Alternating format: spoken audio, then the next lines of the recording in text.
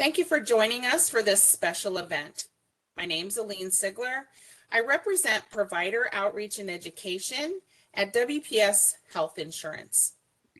As the Part A and B Medicare Administrative Contractor for Jurisdiction 5 and Jurisdiction 8, we're pleased to partner with Performant Recovery to bring you this education. It's my pleasure to turn the mic over to our speaker. Kevin, please go ahead. Thanks, Celine. I appreciate it. Well, hello, everyone. Thank you for choosing to be here. My name is Kevin Moyer. I'm a program director with Performant, supporting Recovery Audit Contractor Region 2. I've worked with the RAC program for quite some time and have had many opportunities to help providers and various associations understand and navigate the program through both virtual sessions like this as well as in person. Also joining me from Performant is Melissa Dickinson, who's the program director for Region 1. So I'd like to welcome everyone to today's presentation. And again, thank you for choosing to be here. As we go through this presentation, please note the information we'll be covering is correct as of today and subject to change as the program evolves throughout the duration of the contract. So today we're going to cover a whole bunch of useful information. The mission of the RAC program, who Performant is, our role and accountability as a recovery audit contractor. We'll spend some time on the different types of reviews and how the review topics are approved by CMS and how claims are selected. We'll cover the whole process from the initial letter through record submission. We'll cover it from end to end for you. Additionally, we'll cover what to do if you don't agree with the review determination and the whole dispute process. And then finally, we'll touch on various resources that are available to providers on our website, through our portal, and how to reach us for whatever you need. At the end of this presentation, we will address as many questions as we can. All right, so here are the topics we're going to cover first. We're going to look at the mission of the RAC program, our role, and RAC accountability. So the Medicare fee-for-service recovery program's mission is to identify and correct Medicare improper payments through the detection of both overpayments and underpayments made on claims of healthcare services provided to Medicare beneficiaries so that CMS can implement actions that will prevent future mispayments, improper payments in all 50 states. So while the various MACs do some of their own claim reviews, the RAC is an independent contractor that follow very specific review guidelines for what can be selected and reviewed. We'll get into some of those specifics as we talk today. So in general, the Centers for Medicare and Medicaid Services, CMS, has contracted Performant to perform a review of claims submitted to be paid by Medicare to validate if CMS has been billed appropriately. So CMS divides the country into regions, and Performant is responsible for regions 1 and 2. This map shows the corresponding states and MAC jurisdictions for CMS regions 1 and 2. So you can see it visually there. So the review topics. Any review topics have been developed in tandem with and approved by CMS. These review topics are very specific, so meaning that the RAC can't just select medical records and see what we find. CMS actually requires the RACs to provide detailed information concerning the reviewed topics on our website as well. So this presentation has a link in it if it's subsequently available to you. If not, the actual URL will be in this presentation, which we'll make available on some later slides. So RACs need or are required to abide by the guidelines set by Medicare rules and regulations, the LCDs, NCDs, etc. They must also adhere to the proper ADR limitation rules and the claim look-back periods. RACs are monitored and held accountable in several different ways. These are two major examples. So first of all, the first level of appeal for a RAC determination is with the MAC. CMS expects the RAC to have 10% or less of its determinations overturned. So it makes sense. If the MACs they're the ones creating the LCDs and NCDs, so the RAC reviews should be in sync with those regulations. Second, our minimum accuracy rate is 95%. So there's an independent accuracy review contractor that is basically reviewing the reviewer. Every month, they evaluate 200 reviews per region. So every month, 400 of the determinations, reviews that we've done are reviewed by that contractor. And that evaluation is reported to CMS. Again, we must maintain an accuracy rate of 95% or better. Failure to maintain acceptable rates for either of these things could result in progressive reduction or stoppage of the number of reviews that the RAC is allowed to do. So next up, let's look into some more detail about the reviews themselves and actually how claims are selected. So there are two broad categories of review types: automated and complex. So let's look at the difference between the two. An automated review does not require the provider to submit a medical record. The review is based on specific systematic edit parameters. So oversimplified, we look at the data, and if this equals that, and within these other data parameters, then the claim was coded correctly. The second review is called complex. So complex means that a medical record is required to conduct the review. Examples include inpatient, outpatient, skilled nursing facility, inpatient rehabilitation facility, carrier claims, which are claims billed by physician. As I mentioned before, both automated and complex review topics and their description are located on the Performant website. And I'll show you that in a little bit. So now we talked about at a high level the difference between the review types. The next question typically is, how does the RAC determine what claims to select for review? It's important to understand that the RAC program does not target specific providers, facilities, suppliers, or patients. However, our reviews are not random selections either. We select claims that fit a certain profile by the specific review topic. So selections are based on a complex algorithm of specific billing and coding parameters, dates of service, type of medical service, diagnosis, and medical necessity. So for each individual review topic, they contain a specific set of edit parameters that guide selection criteria, and this has all been approved by CMS. The selection algorithms must be based on data analysis that has identified that there is a high error rate or a pattern of potential overutilization on the part of a provider population in a specific area of billing, coding, or medical necessity. So under the specific policies applicable to that review concept, those specific set of circumstances must be present or not present in the billing. So we looked at the what of the RAC process. Now let's get more specific. Now let's look at the how. We will look at it from end to end. For complex reviews, right? So these are reviews that require a medical record. After claims are selected, the outreach process to the provider starts with what's referred to as the additional documentation request, or ADR. This is the letter that requests specific medical records for one or more beneficiaries. And as I mentioned before, the ultimate purpose is to review the documentation to ensure it supports the CMS billing and coding requirements. So the components of the ADR letter include first, the letter request ID, which helps us communicate about the request without PHI. It also includes the facility, supplier, provider name, address, and NPI.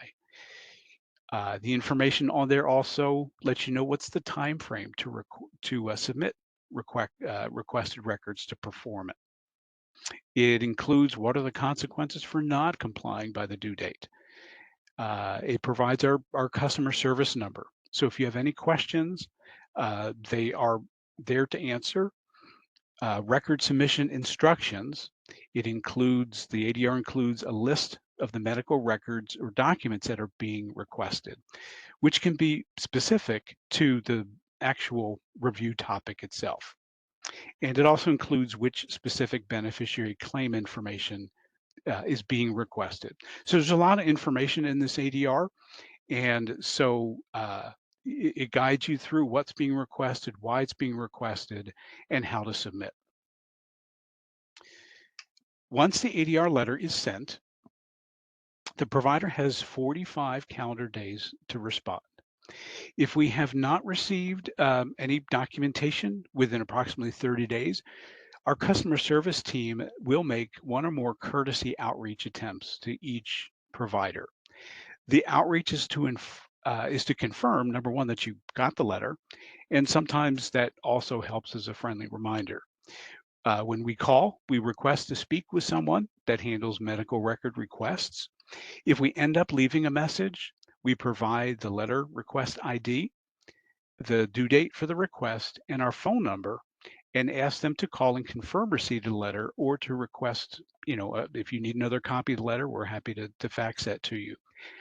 If we are asked to fax a copy of the letter, we ask for the caller to just verify their NPI and or the tax ID number of the provider. You'll want to make sure that your team that handles this information just has that available. We'll also confirm the address we have on file for you is correct. So if you did not receive that ADR, we want to make sure that we have your current address. If needed, the customer service representative can also provide an extension to that due date.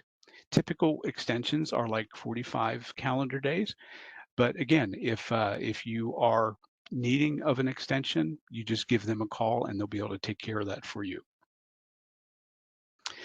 I just wanted to point out that providers can also alert us to address changes or customizations of your addresses through our website. So we'll go through what is available on the website and our portal in detail later, but I just wanted to call this out now since I referred to us wanting to keep your address information current. So let's go back to the additional documentation letter, the ADR itself. It will include a list of applicable records that are pertinent to that review. So this is just an example here, and it's not an all-inclusive list, but it will specify the pertinent information. The letter itself, that ADR, will also include a record request sheet, which displays each distinct beneficiary records that are being requested and instructions for how to submit. Once your records are gathered, a copy of this request sheet should serve as the cover sheet or the first page with each corresponding set of documents behind it. For example, if 3 records are requested, you're going to want 3 cover sheets. You're going to place a check mark in the box that's next to the claim number that corresponds with who those documents are for. The barcode allows us to ensure that the records that you're submitting are matched with the claim that is waiting for those records. An ADR could be for one claim or it could be for many.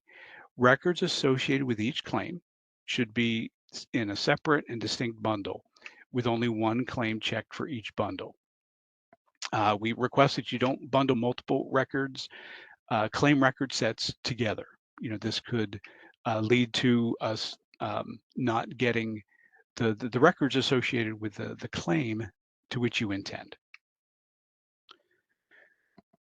Okay, so once we're going to talk about sending the records and the different methods. So once your records are assembled, whether physically or electronically, there are multiple options for getting those records to Performant. So first and most preferred is ESMD, which stands for Electronic Submission of Medical Documentation. It's a system that CMS had built to make it easier for the exchange of records electronically. However, those utilizing it need to engage with their own health information handler, or HIH. But you would want an HIH that is on CMS's approved list. So what's that mean? Here's how this works. The HIH contracts with you and securely connects with your platform. They securely connect with you. On the other end of that, the HIH is securely connected with ESMD. So that health information handler for you is your gateway to ESMD. ESMD serves as a conduit to other CMS contractors and the provider. ESMD avoids printing, postage, and automatically sends your documentation into the appropriate work stream. You can also identify what kind of documents are you sending. So are you sending medical records? Are you submitting a dispute request? And when you identify them specifically, when Performant receives them, it automatically gets sent down the appropriate workflow. The second method is postal mail, whether that's a paper or whether that's copying your documentation onto CD. So here's all this information, but this information, is all on the ADR itself too. The final method is fax. When we receive a fax, it's ingested as a single PDF. We don't print it out and do something with it. It's ingested as a single PDF. There are many limitations and connectivity issues with fax, as I'm sure that you're aware of, if it's something that you use. To help, we recommend each record set be in a separate fax transmission. And that very large record set really shouldn't be sent, via fax. Fax can drop, and you think you sent everything, but received was only the first 20 pages. So if it's a large record set, we don't recommend fax for that reason. Just to note, USB is not something that USB drives are not something that we do accept. The ADR letter provides additional instructions about all of these submission methods. So don't worry about capturing it all now. It's printed on the ADR itself. Medical record reimbursement. Providers are reimbursed for medical record submission. This is the section in Medicare's Program Integrity Manual that provides those specifics. And in general, $27 per medical record is the maximum if it's sent through ESMD, $15 if sent by other methods. Again, the full details on how that's calculated is found in CMS's Program Integrity Manual. This does not differ between contractors. We don't set these rates. We follow the guidance that CMS has provided. Our process of capturing page count is automatic, and a check is issued within 45 days of the records being received. So this is automatic as well. So you do not need to invoice Performant in order to receive that reimbursement. Now, if you don't submit the requested documentation by the due date, or if there's by the extension, if you received an extension, there could be a full recoupment of that paid claim. So if the due date comes and goes and we don't have the documentation, then Performant sends what's referred to as a technical denial letter. And that notifies formally to the provider that no documentation has been received. From that point, the provider has an additional 30 days to submit the documentation before any recoupment notification is sent to your MAC. At that point, there's no extensions that we can provide. So you get that technical denial letter. You have 30 days. It tells you on that letter to get us that documentation. If not, then we send that full recoupment notification to your MAC. However, if we do get the records within those 30 days of that technical denial letter, the RAC reopens the claim for review and follows the rest of the normal process, which I'll cover now with you. Okay, so first, we get the documentation. Who is actually doing these reviews? While it does depend on the nature of the review topic, these are the roles we have dedicated to doing audits here. Certified coders and licensed nurses, and they're all under the guidance and oversight of our medical directors. We also have our subject matter experts or segment specialists that have worked with our medical directors and CMS to create those review guidelines. So I mentioned each of our topics are approved, but so are what we refer to as our review guidelines.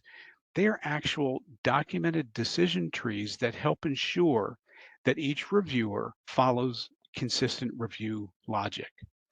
These review guidelines for the same review topics are shared across all CMS RAC regions to ensure consistency. So these review guidelines, if it was us, if it's a different region and a different contractor, are all using the same set of CMS approved review guidelines.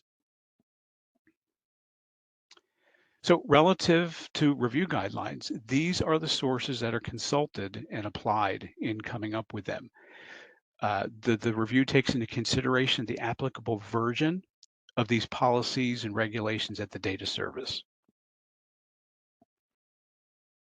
So here are some examples of what is considered in coding focused reviews.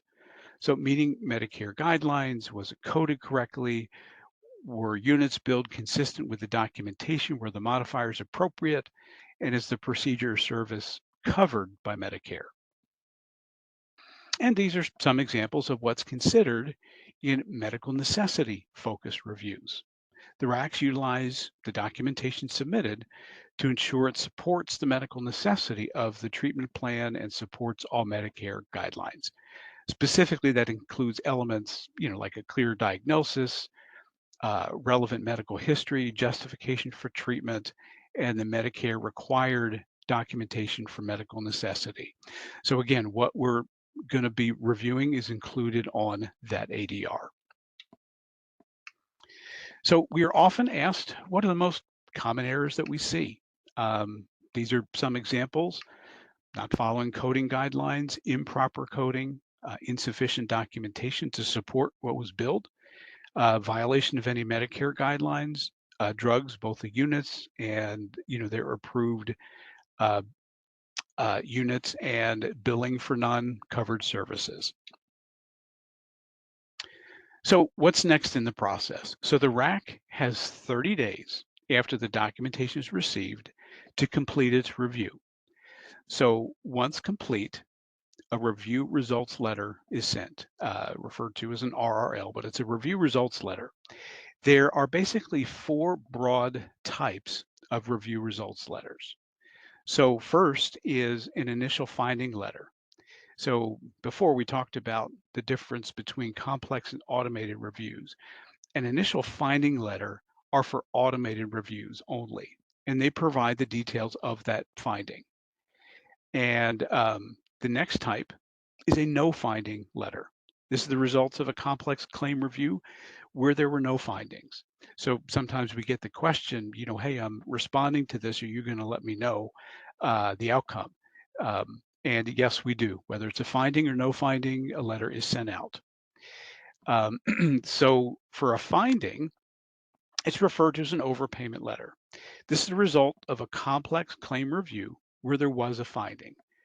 The review results letter will provide specifics as to what those findings were and whether it results in a full or partial denial of the claim payment. The rationale will outline in detail what was reviewed and what was missing in the documentation, or what specific conditions were not met with regard to the coding and billing of that claim. The references used to determine the outcome will also be cited there as well. And then the fourth category there is an underpayment letter. It's the same as the above. This letter will provide the appropriate details as well. So reviews completed, the results have been communicated. Now let's look at what the provider's options are if they disagree with the outcome. So the review results letter itself does provide the details I'm going to give you as to what you can do if you disagree with the review determination. It includes your right to what's called a discussion request. The following steps outlined in the letter are outlined in the letter if you're going to submit one. In brief, a discussion is not the formal appeal or redetermination, as it's referred, with your MAC. Okay, so it's not an appeal. or redetermination, that's done with your MAC. What comes first, it's prior to that. It's basically the provider's opportunity to submit additional information that, had it been considered, would have perhaps yielded a different determination. So the benefit of taking advantage of the discussion process is, well, number one, it may prevent any adjustment going to your MAC, nothing to appeal. Number two, you will not need to file that formal, appeal with your MAC, and the claim would be closed at that point. So to utilize the discussion period, you have 30 calendar days from the date of your review results letter to file that discussion request. Same thing, if an extension is needed to that 30 days, you can always contact customer service. This information, in addition to how to file a discussion, is in fact on your review results letter. The discussion request form is found on our website, and how to navigate to it is on the review results letter as well. And I'll show you some screenshots of where you can find that on our website in just a minute. This form and any accompanying documentation is your opportunity to provide evidence that the claim was correctly coded and billed. In your review results letter, it might say something that a certain piece of documentation was missing to justify medical necessity. Well, your discussion period is your opportunity to perhaps provide that missing documentation. Part of this process is the opportunity to have your physician speak to one of our medical directors. So this is referred to a physician-to-physician or peer-to-peer review. If that's what's being requested, you can check the appropriate box on that form and make sure that the attending physician meets the credentialing requirements that are noted there on that form. It's not a compliance representative. It is actually a physician-to-physician, review. And again, that specificity is there on the form. We would reach out to schedule that actual conversation.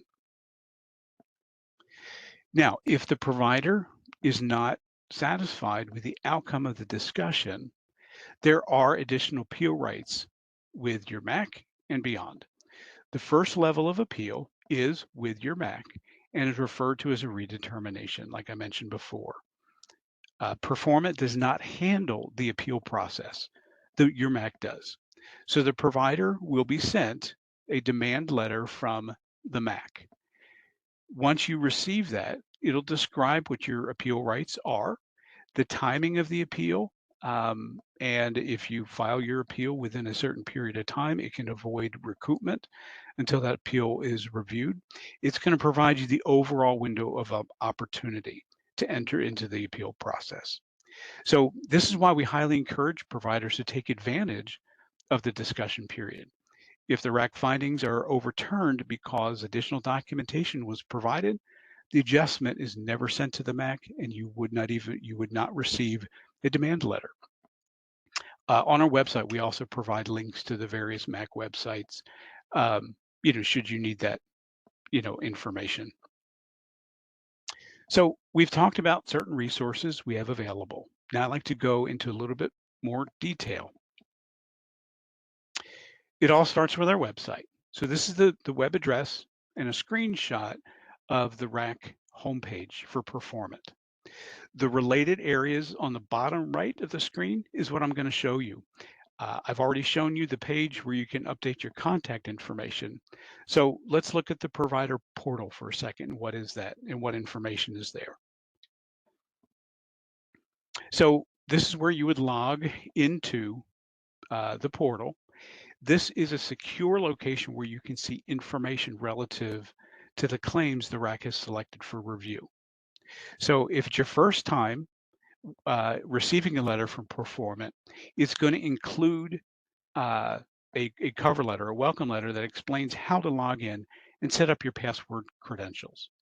If you can't locate this information or it's been a while, personnel has changed, please feel free to give us a call and we'll be able to help you out with that.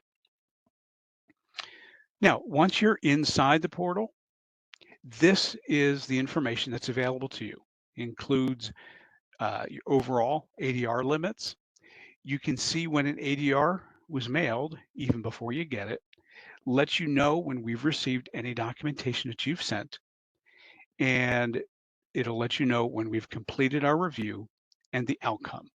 So, uh, if you're a recipient of these, you can come here and get this information before waiting for mail to reach to you.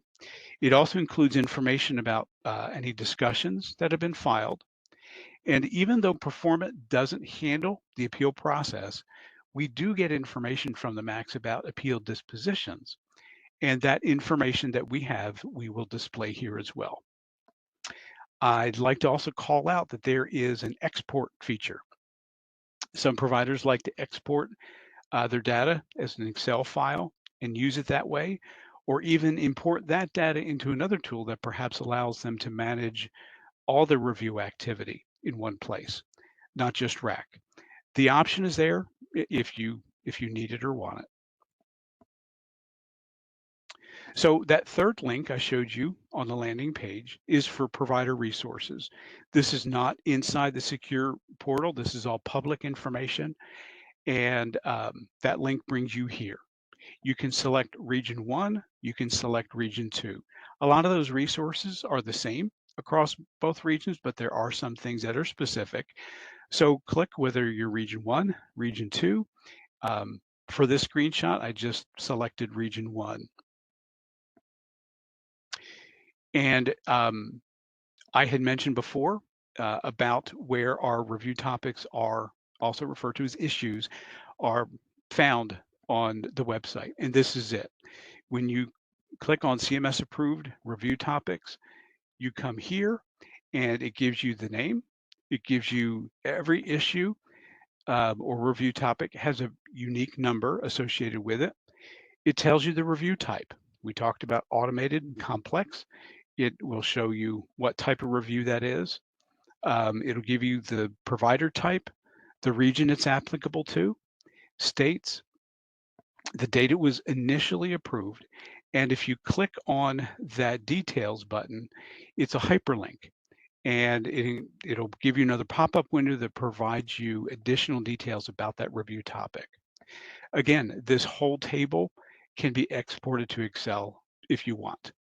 As new topics are updated or created, they will be posted here.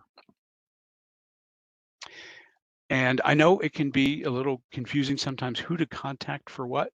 So this is just a high level quick gauge as to, I have this question, who should I go to with this type of question? So in general, the things that would come here to us, if you have questions about the ADR you received, submitting records, extension requests, an extension request for a discussion, any of those types of things relative to a specific ADR that you've received, we would be the ones that you would want to contact. Our customer service representatives are very knowledgeable, and if they can't answer your question, they know who to get to answer that question. These are the things that you would go to your MAC for, right? So billing and payments, responding to a demand letter that you received from your MAC, or level 1 appeal inquiry. So again, that demand letter provides you with your appeal rights and all that information. Should you have any questions relative to that, your MAC would be your source of contact there. And then CMS, that's for the RAC and program integrity manual. So there's lots of things there on cms.gov about the program as a whole. So we've mentioned the different things that we need to be in compliance with. That information is all out there relative to the program itself. And again, everything that we send out has full contact information for your convenience, just including it here as a reference for you as well. This is how you get a hold of our customer service reps. There is a specific fax number if you're sending in medical records. and there's a specific fax if you're faxing in a discussion request. The different fax numbers help us to get your documentation to the right place, um, into the right workflow as soon as it's received. This is the our section on the Performant Healthcare website that I just showed you. That's the URL for that. Feel free to go ahead and bookmark that if you want to. And finally, email address for any questions. Again, this goes to, our customer service team as well. So if it's more convenient for you to send an email, and that's how you can reach the same folks. So I am going to pause right there and open it up for any questions. Aline, if you want to go ahead and facilitate that, I think we're good. Yeah, thanks, Kevin. We have gotten a couple questions, so I'm just going to ask them in the order in which they were received here. And the first one says, if a provider agrees with a RAC decision, can they go ahead and initiate a refund to WPS, or should they wait and allow Performant to follow the complete process and advise WPS to recoup their initial payment?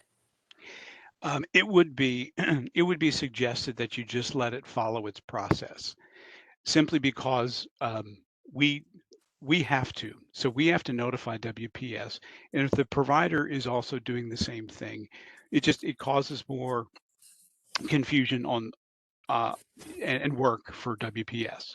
So if you're looking at it, you say, look, I agree with this, let it go on its merry way, and it'll be taken care of. I 100% agree with that. And that way the provider doesn't, risk, I don't know how it would happen, but a recoupment happening twice or anything like that. So thank you Sure. for that clarification. Next question.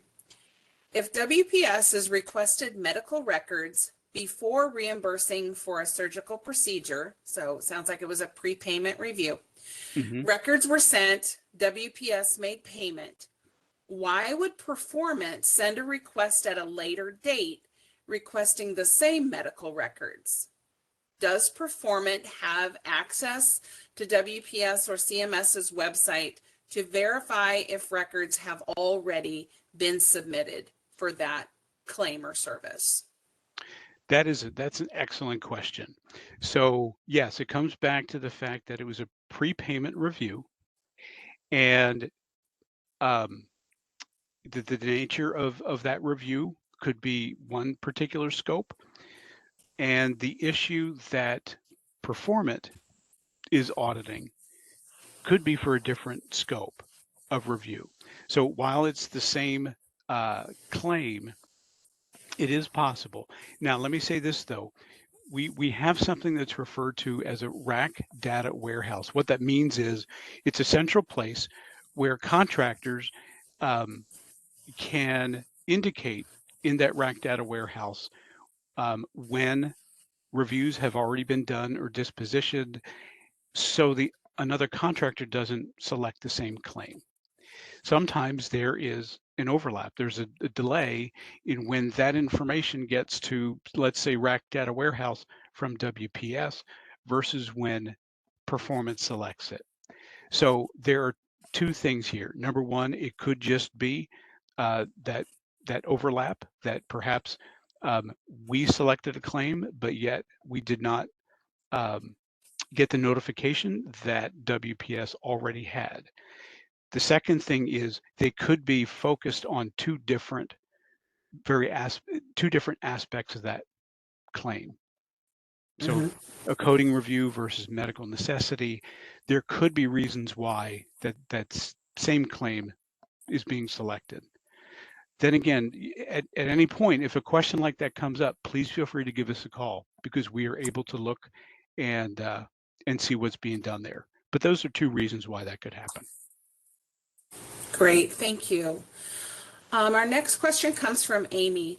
She says, internally, where I work, there has been kind of a back and forth on what we are allowed to send when documents are requested. We are billing for ED professional services and are not employed by the hospital. We are a separate group.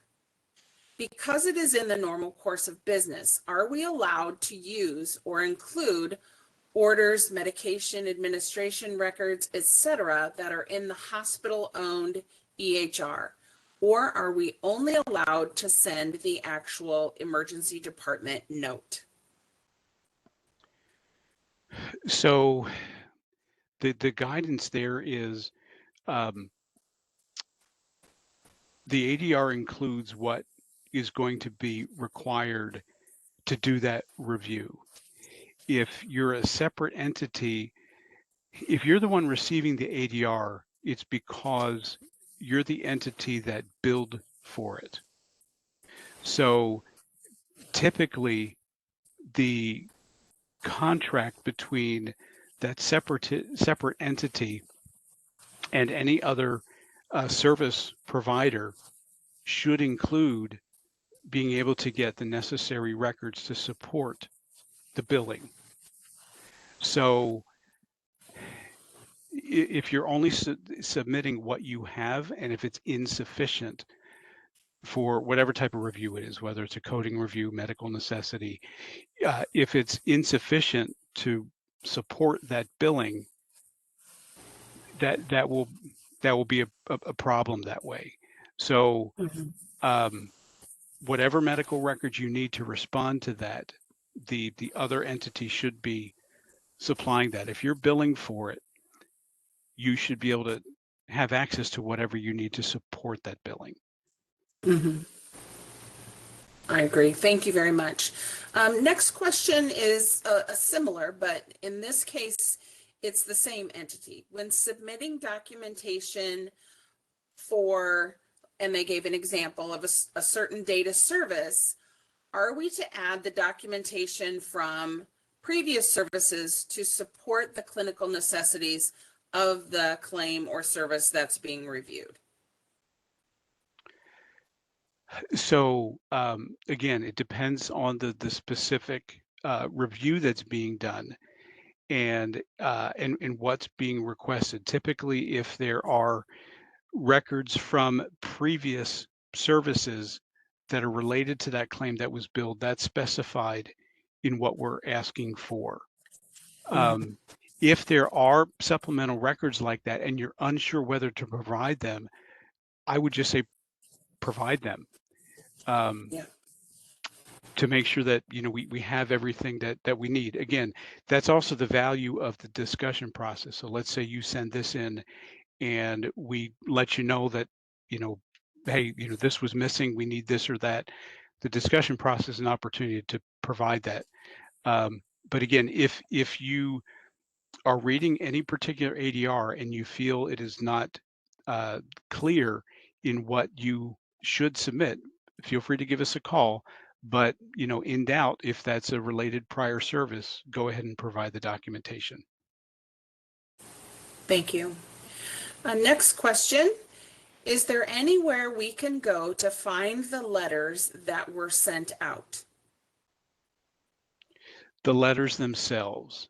No. So right now you will see on the portal if one was sent out. If it's not something you can locate, give us a call. We're glad to provide you one. If you're looking for like a complete history of what has ever been sent, it's really going to depend, how much you're talking about there. But let's say you see something on the portal that says I was sent an ADR, on August 25th, and I still don't have anything. Give us a call. We can fax you a duplicate of that letter. But as right now, there's not a history of something that you can download. We are migrating our portal to a different platform, and that migration will include the ability to do that. But right now, just give us a call. Let us know what you need. Thank you. And we just received a follow-up to that. She says they get their letters about 50% of the time. So Wow. would that be a case where maybe they should double check their contact information on your portal? I was just going to say that. Yes, we certainly don't want to just blame the Postal Service, but let's make sure we have everything Mhm. as specific as we can, right? If there's a general address that it's going to, but it would help to have a suite number or something more specific. Yes, you can actually, make those updates on the website yourself. You can contact us. We're glad to do it. But if there's something about the current address that we can make it a little bit more specific, sometimes providers, they're inside a larger building and, who knows where their stuff is going. So if there's Mhm. anything we can do to that address to help that, we're glad to do that. Great, thank you. Next question. Does the provider have to respond to Performant advising of the agreement? Not sure Is which is agreement. that is that is that relative to a previous question, or if that's a standalone question, I'm not sure what that means. Yeah, and I should have paid attention when it came in. It might have been when you were talking about the if they agree with the RAC audit. Okay, we just got a follow-up. If they agree with the RAC audit, do they have to advise you of that information or just let the process work itself? Oh, okay. So I guess there's two answers to that one question. Number one is if you agree, there's nothing you need to tell us. Okay, so it'll automatically when the various, timelines have expired, it'll go to the MAC for adjustment. So if you agree, there's nothing that you need to do. If you disagree, that's what brings in that discussion period that we've been talking about. Oh, thank you. Thank you. And my mind went to agreement as in agreement between the Yeah. emergency department and the hospital. So I apologize for that. Oh, okay. All right, scanning here. Let's see. How do we get signed up for the ESMD to submit claim requests? Okay, great. So there is, I believe on the slide that talks about ESMD, um, I gave a link there for the CMS website where you can go ahead and get more information. However, the first starting point is I had mentioned that even if on the CMS side you say, yes, I'm interested, they're going to say, okay, well, who's your health information handler? So internally, you're going to want to see if you're already engaged with a health information handler. Organizations like SIOX or MRO, there are different organizations that securely connect to you. That's kind of the prerequisite. So if you're going all the way back to that, you're going to want to look internally in your organization to see if you're already linked up with a health information handler. And you would ask them if they are, an approved information handler for ESMD. So again, I know it can get confusing, but it's not just a system. You go to CMS and they say, oh, okay, great. Here's how you can send records. There, you need that health information handler connected with you securely first. And it needs to be one that, it already works with ESMD. That's where you would start. Great, thank you for that. And in reviewing the chat, I don't see any additional questions at this time. Kevin, I don't know if you have any further comments you need to make before we go into our closing remarks. I just want to check with you. No, I'm good, Aline. Thank you so much. All right, well, thanks, Kevin. That was great information. I learned a lot there too. And thanks to all of you for your time and participation today. A couple of reminders before we let you go. In case you missed it during the opening remarks, please take a few moments to complete the survey for us. Let us know what you liked, what we could do differently, especially with these different types of collaborative events that we do with other RACs. Let us know how you feel about that. Let CMS know. Your feedback actually allows us to give us the best education that we can on topics that you tell us that you want to know more about. We look forward to hearing from you. We hope to have you join us for future events, and you can now disconnect. Thanks, everybody. Have a great rest of your day. Thanks, Aline.